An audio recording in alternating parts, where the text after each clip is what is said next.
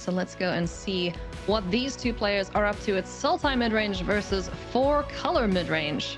Who do you like in this one, Corey?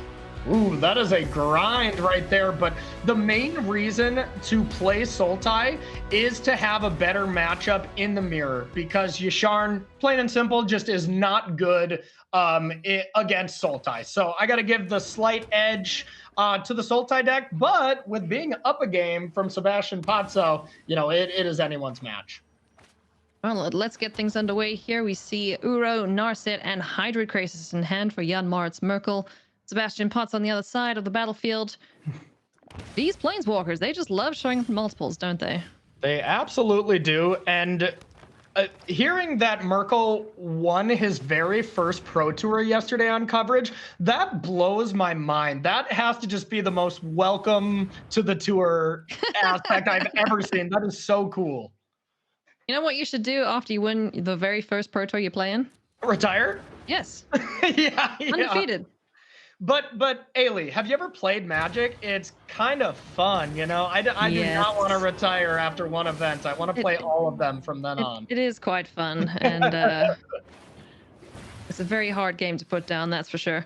Oh, yeah. As both of these players now getting their battlefields assembled. Narset Potter Veils down on the battlefield, and Thoughtseize going to take a look in the hand here of Sebastian Pozzo. That is a loaded hand. What do you take here? I think the main option, or the main thing that I would kind of be leaning on, I guess Sebastian doesn't have white right now, but Merkel's best play here is to just play a Narset. Narset is so good in these Sultai mirror matches, shutting down Crisis, shutting down Uro, making that you have to cycle lands during your opponent's turn, shutting down Grossbot. It just does so much that I think you just want to do anything you can to protect that. But negate definitely viable as well. Well, yeah, that's one way to ensure that this card lands, you know, if it was the next turn or something like that. But Narset Potter Veil battle. Let's see who draws cards the best / worst, because yeah.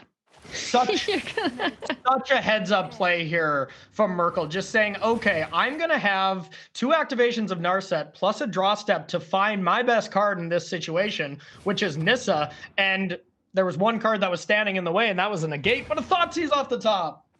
Thoughtseize off the top is going to make sure that Nissa doesn't come on down on turn 5 or turn 4, whichever it is. And Disdainful Stroke now is going to be an answer for the opposing Nissa, at least one of them. Wah, wah, wah. Miss. That's always feels so bad when you miss on these Narset activations. Ugh. Now, we've seen in the past that a lot of players tend to just get Nissa down, or sorry, get Narset down on the battlefield and then not activate it at all. This matchup seems a lot different, though. Why is that? There is reasons in this matchup to still do that. The main reason being, if your opponent has 4 mana and they could untap and go land Nissa, if they ever go land Nissa and attack Narset when it's down to 3 loyalty versus 5, that exchange is just so brutal. You know, even if they just attack it down to 2, it's still pretty bad letting a Nissa hit. So Narset is not the catch-all be-all by any means, but that would be the main reason, just to protect against Nissa in this matchup at least. All right. Scavenging Ooze is going to come on down for Sebastian Pozzo and just hang out there, ready to chomp on whichever graveyard he seems fit. And just look at what those Narsets are doing to Merkel's hand right now. It's Growth Spiral, Hydroid Crisis, and Uro all being shut down, and just really making all of his plays pretty bad right now. Yeah, I could see, you know, Uro just come down and gain the life, but, you know, he's there because you really, really, really want the card. 100%. Yeah. You'd love to play another land, but you're not going to get any of that with Narset down on the battlefield. So Jan-Moritz, Merkel, desperate to find a way to deal with Narset Potter Veils.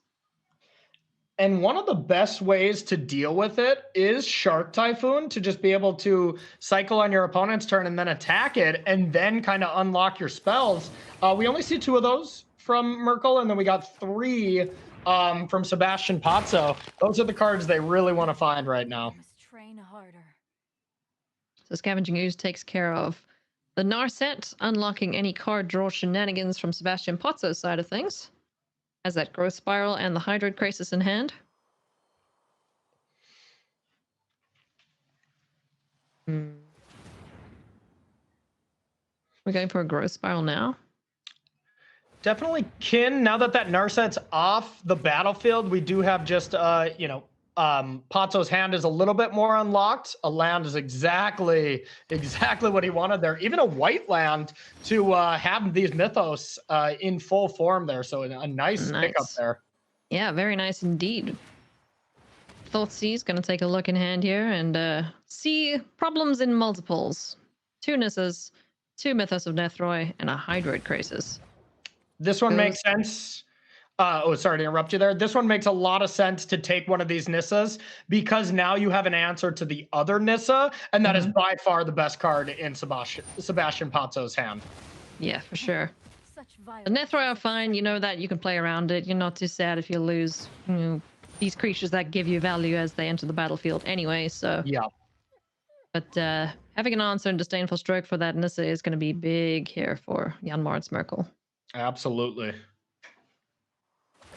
Zagoth Triumph drawn off the top. Fabled Passage is going to sacrifice itself, go find a basic. And I think it's Nissa time. Yeah, I mean, we don't know about this Disdainful Stroke, and it easily could be like a Noxious Grass where you still get value off the Nissa. So I think I would jam in this, even with Disdainful Stroke as a possibility. Yeah.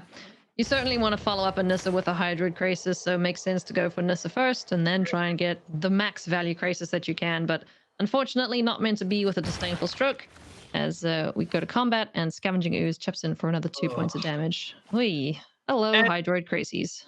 Just the combination of Scavenging Ooze to eat Uro if Merkel were to play that, and then Narset shutting down all the drawing ability from these Crisis, just really frustrating. To see that glow around Narset after you play a Crisis. What did the desk call it? The wob wob wob effect. The wob wob, yes. Wob wob wob. And that was not an oversight or anything, but at this point you just have to play something. Get something onto the battlefield. You got to do something and hope that those Mythos of Nethroi forget that there's a Crisis on the battlefield that flies and could kill this Narset Potter of Veils, right? Yeah, exactly. Or just even a Crisis for 4 here that actually does get to draw cards. Everything coming up Pozzo here. So Jan-Moritz Merkel in big trouble, not being able to draw any cards, at risk of having his Uro eaten by the Scavenging Ooze. So Pozzo very much in control of this matchup. And depending on how many cards are in graveyard, we can just Uro and escape it. Would not draw any cards, gain 6 life at least. But yeah, that's just too much to overcome. That's gonna be it. Good game. So Sebastian Pozzo wins in a clean 2-0. Jan-Moritz Merkel, unfortunately, absolutely shut down there by Narset.